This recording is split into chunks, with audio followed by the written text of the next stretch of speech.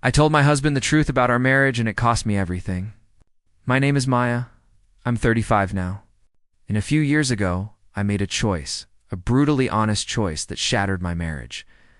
I don't regret telling the truth, but I live every day with the cost of it. Let me take you back not to the moment it ended, but to the years that built up to that collapse. I met Lucas in college. We were inseparable, nerdy, ambitious, young, and in love. We got married a few years after graduation. At the time, I truly believed I had everything I'd ever wanted. 14 years and 2 kids later, Clara, now 16, and Noah, who's 11. The version of my life I'd created looked solid from the outside, but inside, I was a good wife, was slowly disappearing. I was what people called a good wife. Organized, capable, dependable. I took care of everything. School forms, doctor appointments, grocery runs, planning birthday parties, folding endless loads of laundry, coordinating visits with his mother, even making sure we never forgot to send thank you notes. I ran our household like a tight ship. But no one noticed that I was exhausted. Lucas worked long hours. He was a reliable provider, and I never denied that. But when he came home, his day ended. Mine didn't. He'd walk in, drop his keys, and sink into the couch while I juggled dinner, homework, emotional meltdowns, and cleaning up after everyone. If I asked for help, sure, he'd do it, but only if I asked. And that right there is what broke me over time. I had to manage him like he was another one of the kids. What crushed me the most was that he never noticed. Our physical relationship for years, sex became a chore, was no different. For years, sex became a chore. Another task to check off. Not because I didn't love him, but because I was so emotionally starved, so worn down from carrying the entire weight of our lives that I couldn't feel connected anymore. It wasn't about desire. It was about obligation. I went along with it always because I thought that's what AI went along with it, good wife did. You keep your husband happy. You keep your marriage together. You don't make waves. And I told myself I was being noble, that I was protecting our stability. That every wife probably felt this way sometimes, that one day things would settle down and we'd feel like ourselves again. But deep down, I was disappearing. And Lucas didn't even everything change notice until one night, a Tuesday in March, everything changed. Noah had just lost a tooth and was in full drama mode over the tooth fairy. Clara was melting down over a school project she'd known about for weeks. Lucas came home late as usual. I'd already fed the kids, cleaned up, and was folding laundry in our bedroom when he came in and sat on the edge of the bed. He looked tired, but also serious. He said, "Maya, He looked tired, okay? I wanted to brush it off." I was so used to brushing things off, but then he said something that broke me. I feel like you're not really there with me anymore, especially, when we're together. He said it kindly, genuinely, but it still hit, and I cracked me like a punch. And I cracked. I told him the truth. I told him I hadn't truly wanted to be intimate in years. That I'd done it because I thought it was my duty, not because I felt desire or connection. That it felt like just another thing on my list.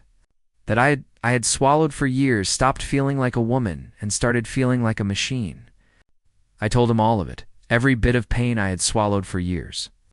The look on his face, it wasn't anger. It was hurt, deep shattering hurt. Like I'd ripped away the veil on a version of our life he thought was real. He asked if I was serious. He nodded.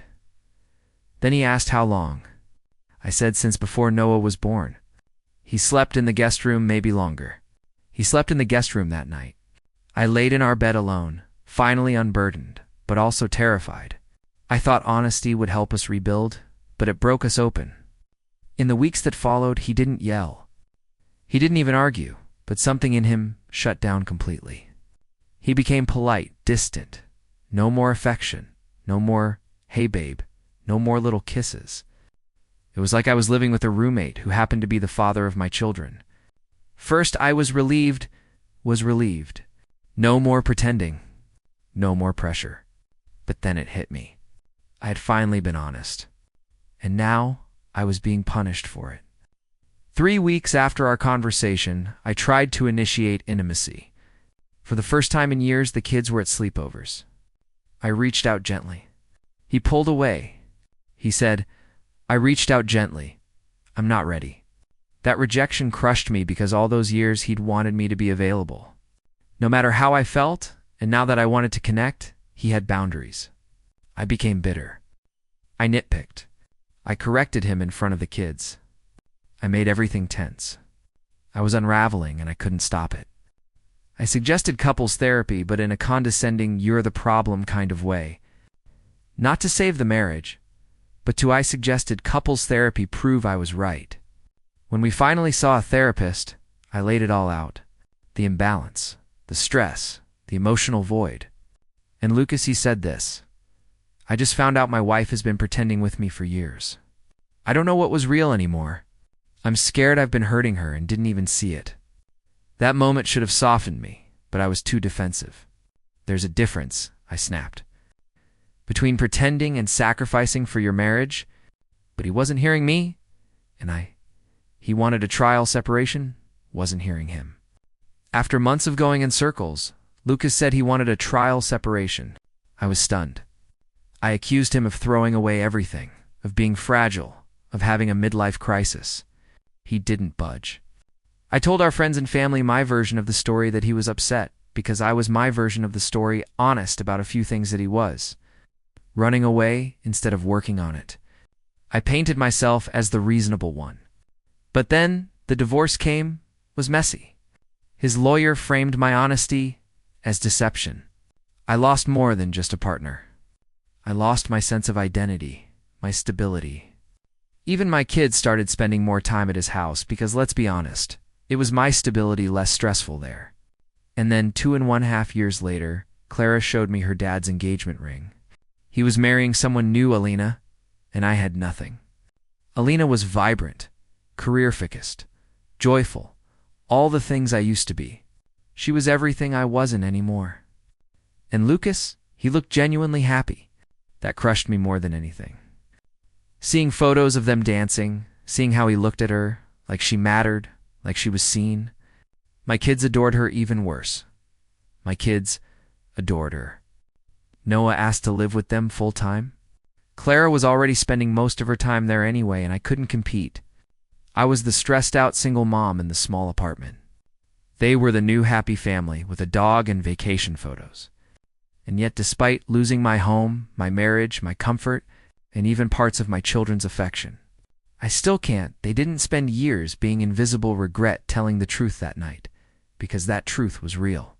And maybe that's the saddest part. Lucas learned how to be the man I needed with someone else. Alina reaps the reward of the emotional work I helped him do.